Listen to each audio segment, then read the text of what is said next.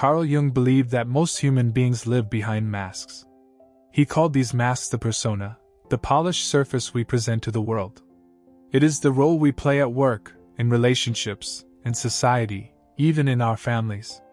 On the surface, the persona protects us. It allows us to adapt to social expectations and survive within the structures of culture. But Jung warned that if we mistake this mask for who we truly are, then authenticity becomes impossible. We begin to live as actors in a play we never wrote, following a script imposed by others. To be genuinely authentic, he said, we must learn to recognize where the mask ends and where the true self begins. For Jung, authenticity was not about self-expression in a shallow sense. It was not about impulsively doing whatever one wants, nor about rejecting all social roles. Authenticity in his philosophy meant aligning with the deeper truth of one's own psyche. And this journey always begins with an encounter with what he called the shadow. The shadow is everything we hide, suppress, or deny. It is the impulses we are ashamed of, the fears we bury, the truths we refuse to face. To Jung, the shadow was not only darkness. It was also the raw material of growth. The person who dares to meet their shadow is not crushed by it but made more whole. In this confrontation, a more genuine life begins to take shape. Jung himself lived this struggle. As a young man, he was torn between his scientific training and his spiritual intuition. His break with Freud was not just an intellectual disagreement, but a crisis of authenticity. Freud urged him to conform to the psychoanalytic movement and its doctrines. Jung, however, felt that his own experience and dreams were pulling him in another direction. To remain loyal to Freud would have meant betraying his own soul. To follow his own inner vision meant risking isolation. Jung chose the latter. He spent years in solitude, exploring his inner world, recording his dreams and visions that would later become the foundation of his psychology. That decision marked his path toward authenticity. It shows us that living authentically often requires courage, because it sets us apart from the expectations of even those closest to us. Authenticity, for Jung, was never a simple achievement. It was a lifelong process, an unfolding he called individuation. Individuation is the gradual integration of all aspects of the psyche, from the persona to the shadow, from the rational mind to the depths of the unconscious. It is the work of becoming a whole human being. And wholeness, Jung believed, is far more valuable than perfection. The authentic person is not flawless. They are not always admired or understood. But they live in alignment with the truth of their being, which gives them a quiet strength that cannot be faked. Jung warned that society makes this path difficult. Culture rewards conformity, not authenticity. We are taught from childhood to fit into roles, to please authority, to hide what is inconvenient. Over time, we can lose sight of who we truly are beneath these roles. Jung described this as a kind of spiritual illness. When a person is too identified with the persona, they begin to feel empty, anxious, or restless, as if something vital is missing. That missing element is often the unlived life of the soul, the authentic self waiting to be recognized.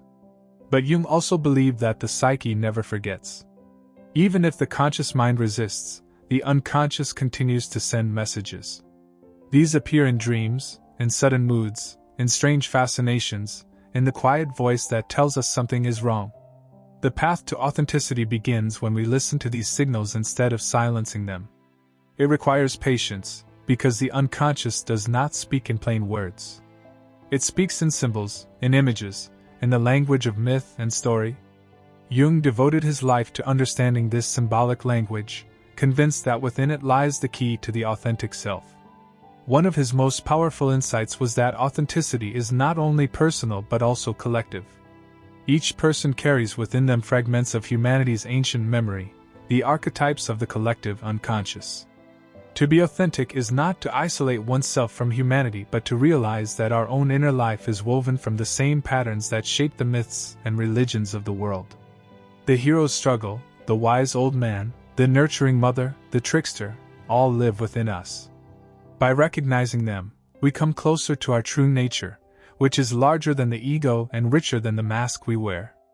For Jung, authenticity demanded humility.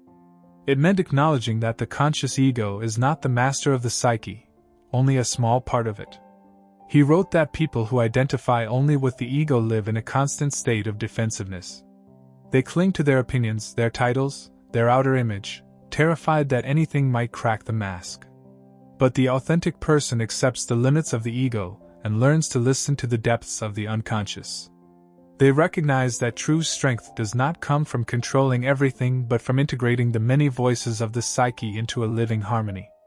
Jung described this process as a kind of inner alchemy.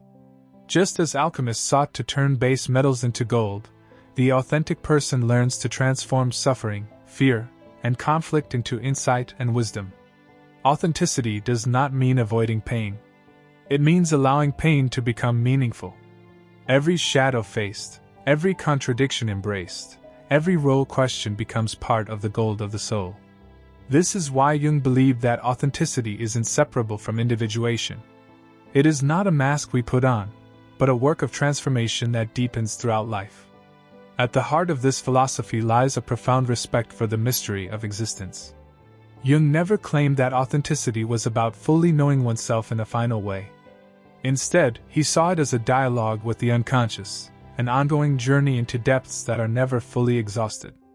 To be genuinely authentic is to live in openness to this mystery, to accept that the self is always larger than what we currently understand.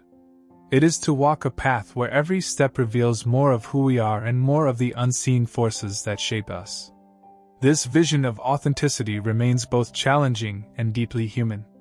It does not promise comfort or easy answers. But it offers something greater, the possibility of a life lived in truth, where the mask no longer suffocates the soul and where each moment carries the quiet dignity of being aligned with one's inner reality. To understand Jung's vision of authenticity more deeply, it is essential to look at how he viewed the inner split that shapes so many lives. He observed that people often divide themselves into two lives. There is the outer life, built upon roles, expectations, and social approval. And there is the inner life, quiet, hidden, sometimes suppressed, where the true voice of the soul whispers. For Jung, the tragedy of modern existence is that the outer life often dominates completely. A person may appear successful, respected, even admired, but inwardly feel hollow. He described this condition as one of the great illnesses of modern man, a spiritual emptiness masked by outward achievement. This hollowness, he believed, cannot be filled by possessions, status, or recognition. The hunger is not for outer rewards but for authenticity. The soul longs to live its own truth, to unfold its own story. But to do so, the individual must risk peeling away layers of false identity. Jung saw this as an act of courage equal to any external battle. To remove the mask of the persona is to risk being misunderstood, rejected, or alone. And yet he argued that without this risk, no real life is possible. The early stages of this journey are often painful. Jung wrote of people who came to him burdened by depression, anxiety, or a sense of meaninglessness. He did not view these conditions only as pathologies to be cured but as signals that something within was demanding recognition. Depression, in his view, was often the soul withdrawing energy from a false life. Anxiety was often the voice of the unconscious trying to break through. Instead of silencing these symptoms, Jung urged people to listen. In their darkness lay the seeds of transformation. Jung's own life again gives us a living example. After breaking with Freud, he entered what he later called his confrontation with the unconscious. He was haunted by dreams and visions, sometimes terrifying, sometimes awe-inspiring. He felt himself on the edge of madness, yet he trusted that this descent held meaning. From this period came his Red Book, a record of his inner journey that he kept private for decades. In it, Jung engaged in dialogue with figures from his unconscious, treating them as real presences with wisdom to impart. This willingness to face the depths, rather than flee from them, was central to his authenticity. He showed that to become authentic is not to polish the surface but to descend into what lies beneath, even if it unsettles everything. Authenticity, in Jung's thought, also means refusing to be swallowed by collective identity. He warned that the crowd exerts a dangerous power over the individual. Mass movements, rigid ideologies, and cultural fashions all demand conformity. They offer comfort because they remove the burden of thinking and deciding for oneself. But Jung insisted that true individuality cannot be surrendered to the collective.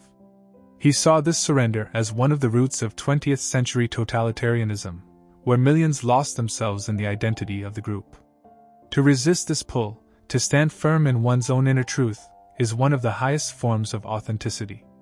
Yet Jung did not reject community. He knew that no one can live entirely apart from society. The challenge is balance, to participate in the world without losing oneself in it. The authentic person can play roles, but they never forget that these are roles. They can engage with culture, but they remain rooted in their own inner ground. They can serve others, but not at the cost of betraying their own soul. This balance, fragile and demanding, is at the heart of individuation. Jung also believed that authenticity has a spiritual dimension that goes beyond the personal. In his later writings, he emphasized that the psyche is not isolated inside us but opens onto a greater reality. Dreams, synchronicities, and archetypes connect the individual to something vast and mysterious. To be authentic, then, is not simply to be true to one's private desires. It is to live in harmony with the deeper order of life itself. He often described this as aligning with the self, which he saw as the center and totality of the psyche, greater than the ego, guiding the individuation process. The authentic life is one lived in dialogue with this deeper self, which manifests in symbols, in intuition, in the sense of being called towards something greater. For Jung, this calling was not abstract. He often said that each person carries an unlived life within them. Authenticity means discovering what that unlived life is and finding a way to embody it. It might be a talent suppressed since childhood, a path of work never pursued, a way of being that fear or duty has kept hidden. The authentic individual listens for this inner call and gradually shapes their life around it. To ignore it is to remain fragmented. To embrace it is to feel the deep satisfaction of living a life that belongs uniquely to oneself. The path, however, is never smooth. Jung emphasized that the unconscious resists quick solutions. Symbols must be interpreted carefully, and often their meaning unfolds slowly over years. Authenticity therefore requires patience. It is not a sudden revelation but a lifelong dialogue. The person who expects instant clarity will only become frustrated. But the one who stays with the process, who learns to trust the rhythm of the psyche, gradually sees the authentic self emerge with clarity and strength. In this way, Jung's philosophy of authenticity is both demanding and liberating. It demands that we face our shadow, resist the lure of the crowd, and open ourselves to the mysteries of the unconscious. But it also liberates us from the burden of pretending to be what we are not. It allows us to live not as actors repeating old scripts but as individuals unfolding a story that has never been told before. And in that unfolding, life becomes not only more authentic but more meaningful, because it resonates with the deepest truth of the soul. To see how Jung's vision of authenticity unfolds further, it helps to understand how he connected it with the archetypal journey of transformation. He often spoke of myths and symbols not as distant cultural relics but as living expressions of the psyche. In myths across the world, the hero descends into darkness, faces trials, encounters hidden powers, and returns transformed. Jung believed that this pattern was not only a story but a mirror of the inner path each person must walk. Authenticity requires this descent, this confrontation with what lies hidden, and the return to life with a new wholeness. Without it, the individual remains trapped on the surface, wearing the mask of the persona and fearing the depth within. For Jung, dreams were one of the clearest guides in this journey. He devoted much of his clinical work to helping people interpret their dreams, not as random images but as messages from the unconscious. He showed how a dream can reveal the split between the life we are living and the life we are meant to live. A recurring dream of being trapped, for instance, might reflect the psyche's protest against a false role. A dream of a hidden room in a familiar house might symbolize an undiscovered aspect of the self. To listen to dreams with patience and humility is to take the first steps toward authenticity, because it means allowing the unconscious to speak its truth instead of being silenced by the ego. Yet Jung warned that authenticity cannot be found by the ego alone. The ego often resists what the unconscious presents, because it clings to certainty and control. This is why he saw symbols as essential. A symbol, unlike a sign, cannot be fully exhausted by rational explanation. It points beyond itself to something deeper. Religious images, myths, mandalas, alchemical drawings, all carry this symbolic power. For Jung, engaging with symbols is a way of approaching the authentic self indirectly, respecting its mystery rather than reducing it to something the ego can dominate. The authentic life is not about having all the answers but about learning to live with the questions that symbols open. One of Jung's most profound insights is that authenticity also demands reconciliation with opposites. The human psyche is full of contradictions. We long for freedom yet seek security. We desire individuality yet fear loneliness. We strive for reason yet are drawn to mystery. Jung insisted that authenticity does not come from choosing one side and repressing the other. Instead, it comes from holding the tension of opposites until something new emerges. He called this the transcendent function, the ability of the psyche to generate a creative solution that honors both sides. Authenticity, then, is not rigid but dynamic. It is the ongoing capacity to integrate contradictions into a living whole. This integration extends to the relationship between the masculine and feminine within the psyche. Jung introduced the concepts of anima and animus to describe the inner opposite gender in each person. For a man, the anima represents the inner feminine, the world of feeling, imagination, and connection. For a woman, the animus represents the inner masculine, the world of logos, structure, and reason. To be authentic, Jung believed, we must engage with these inner figures, rather than project them onto others unconsciously. When a man denies his anima, he may become emotionally cold or compulsively dependent on women to carry his unlived feelings. When a woman denies her animus, she may project authority outward and struggle to claim her own voice. But when these inner figures are integrated, the individual becomes more whole. Authenticity deepens because one no longer lives only from half of the psyche but from a more balanced and integrated center. In his later work, Jung described the symbol of the mandala as a profound image of authenticity. A mandala, often appearing in dreams or artistic expression, is a circular pattern that represents the totality of the self. He found that people undergoing deep transformation would often draw mandalas spontaneously, without knowing their meaning. For Jung, this showed that the psyche strives toward wholeness naturally, creating symbols of unity when the conscious mind feels fragmented. To be authentic, then, is not to create wholeness artificially but to allow the natural movement of the psyche toward integration.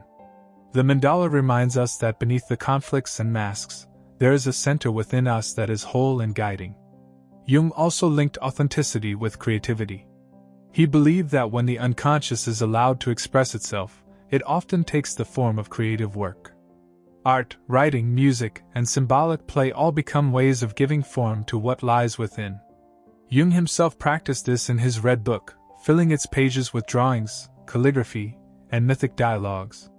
He encouraged his patients to paint their dreams, to model clay figures of their visions, to give shape to the images of the unconscious. Through creativity, authenticity comes alive, because what was hidden is allowed to take form in the world. These creations are not meant to be judged by aesthetic standards but to be honored as bridges between the inner and outer life. The authentic person, Jung believed, develops a different relationship with time and meaning. Rather than being driven by external schedules and expectations, they begin to sense a deeper rhythm guiding their life. He described this as synchronicity, the meaningful coincidence of inner and outer events. When one lives authentically, life seems to align in ways that reveal a hidden order. A dream anticipates a real encounter, a chance meeting sparks a long-sought answer, a symbol appears just when it is needed. To Jung, these synchronicities are not accidents but signs that the authentic self is in dialogue with the larger reality. They are glimpses of the mysterious order that lies beneath the surface of life. What emerges through all these dimensions is a vision of authenticity that is not static but ever-deepening. To be authentic is not to achieve a final state but to enter a relationship with the unconscious, with symbols, with opposites, with creativity, and with the larger mystery of existence. It is to allow the soul to unfold its own story, moment by moment, with patience and humility. In this unfolding, life gains a depth that cannot be found in surface roles or outward success. It becomes a journey not of appearances but of essence, a life where every step, no matter how difficult, leads closer to the truth of the self. Jung often described authenticity as something that must be lived rather than merely understood. To him, philosophy or psychology without embodiment remained incomplete. The authentic life is not simply an inner state, but a way of moving through the world. It shapes how one relates to others, how one chooses work, how one responds to suffering, and how one encounters the great mysteries of existence. In this sense, authenticity radiates outward. It influences relationships and culture, even though its roots are planted deep within the soul. One of Jung's recurring themes was that inauthenticity breeds projection. When a person refuses to face their shadow or denies their own inner truth, those denied qualities are cast outward onto others. The individual who will not admit their own aggression sees enemies everywhere. The one who represses desire accuses others of being immoral. The person who hides their own vulnerability seeks scapegoats to carry what they cannot bear in themselves. Jung saw this mechanism as one of the great dangers of human life. Whole communities can fall into projection, creating divisions, hostility, and even war. Authenticity, then, is not only personal healing but also an ethical act. The more an individual integrates their own psyche, the less they need to demonize others, and the more they contribute to a culture of wholeness rather than division. This insight reveals another dimension of Jung's thought. Authenticity is inseparable from responsibility.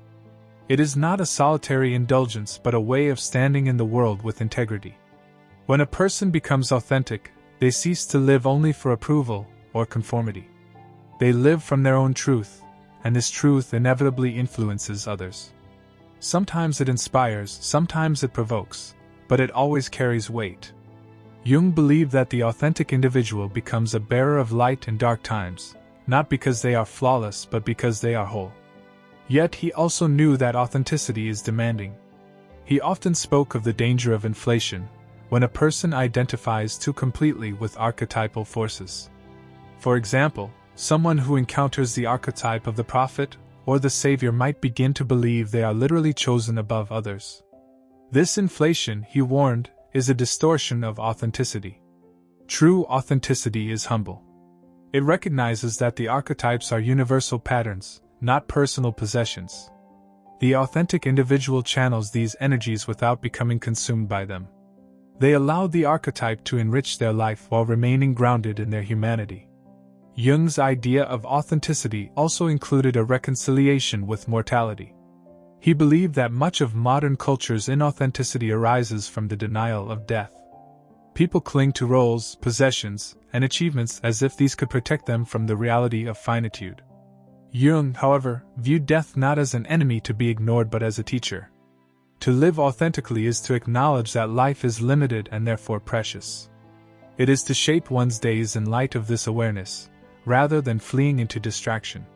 He himself reflected deeply on aging and death, seeing them as essential stages in individuation. The authentic person, in his view, learns to meet mortality with dignity, knowing that the soul's unfolding does not end with physical decline but continues in mystery. Another layer of Jung's vision lies in his critique of purely rational culture. He respected science and reason but believed that an overemphasis on them produces an inauthentic existence.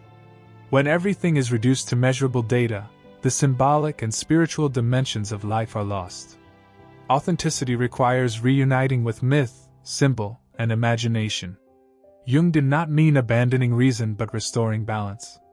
The authentic person honors both the rational mind and the symbolic depths, allowing each to illuminate the other. In this balance lies a fuller truth than either side can offer alone. Jung also emphasized that authenticity unfolds differently for each individual. There is no single pattern to follow. One person may find authenticity through solitude and reflection, another through creative work, another through relationships, another through spiritual practice. The common thread is not the outer form but the inner alignment with the self. He often warned against imitation. To copy another's path, no matter how inspiring, is to betray one's own soul. The authentic journey must emerge from within, shaped by the unique contours of one's own psyche. This is why Jung described individuation as a personal myth. Each life is a story written only once, and authenticity means allowing that story to be told. Perhaps the most moving aspect of Jung's teaching is his insistence that authenticity requires compassion. When a person confronts their shadow and integrates their contradictions, they come to see that others are also struggling with their own hidden burdens. Judgment softens into understanding. The authentic individual does not project perfection but radiates a quiet acceptance of human complexity. Jung himself was known for this presence.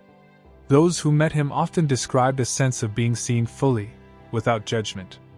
This capacity arose not from technique but from authenticity, from a life lived in dialogue with the depths. In this way, authenticity becomes a form of service. It is not about standing apart in pride but about standing firmly in one's truth so that others may find the courage to do the same. Jung believed that when even a single individual becomes authentic, they create ripples in the collective psyche. These ripples encourage others to face their shadows, to listen to their dreams, to honor their inner call. Slowly, the culture itself may shift, becoming less dominated by masks and more attuned to the deeper patterns of life.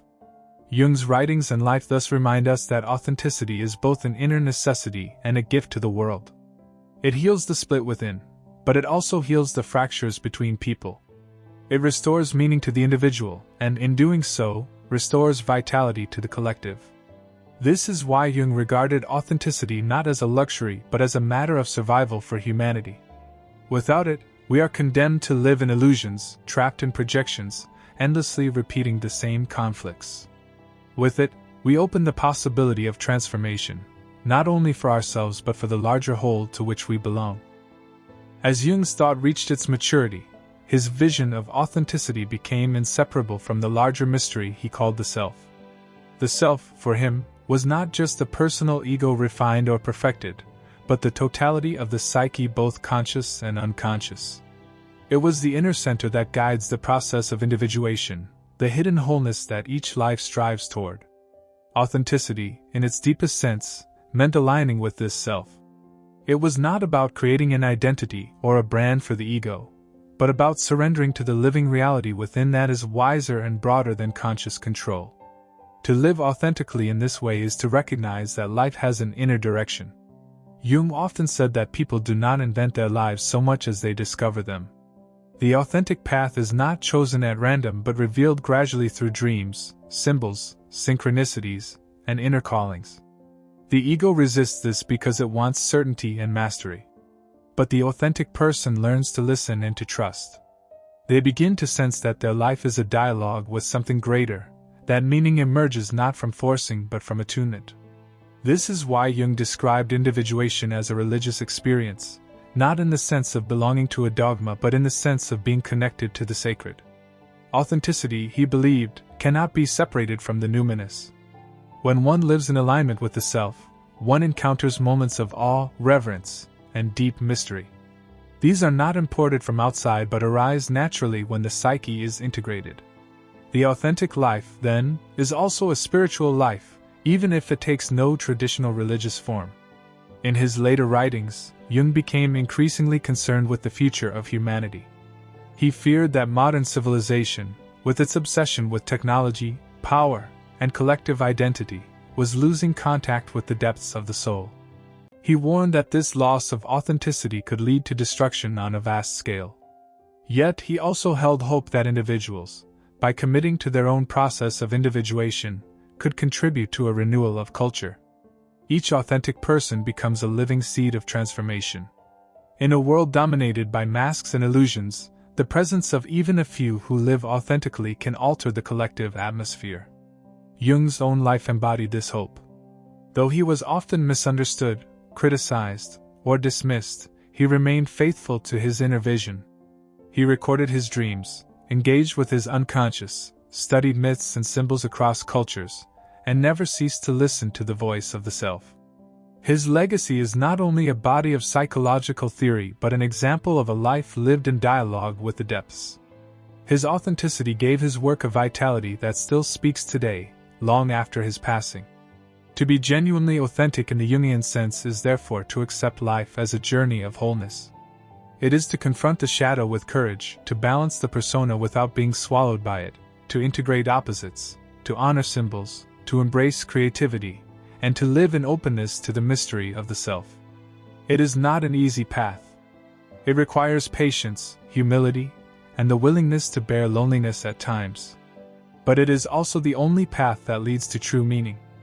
For inauthenticity may bring approval, comfort, or power, but it leaves the soul empty. Authenticity, by contrast, may be demanding, but it fills life with depth, with resonance, with the quiet dignity of being true to what one is.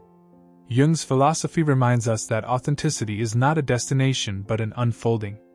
No one achieves it once and for all. It deepens through every stage of life, through joy and loss, through youth and old age, through clarity and uncertainty. Each moment offers another chance to listen more deeply, to integrate more fully, to live more truly.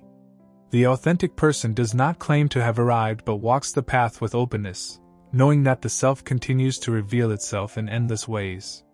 And perhaps this is the most comforting part of Jung's vision.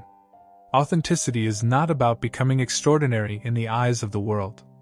It is about becoming real in the eyes of the soul. It is about allowing one's own story to unfold, without comparison, without disguise, without fear. It is about standing quietly, with humility and strength, in the truth of who one is. In that truth, life gains a beauty that cannot be fabricated, a depth that cannot be imitated, and a meaning that endures beyond all masks.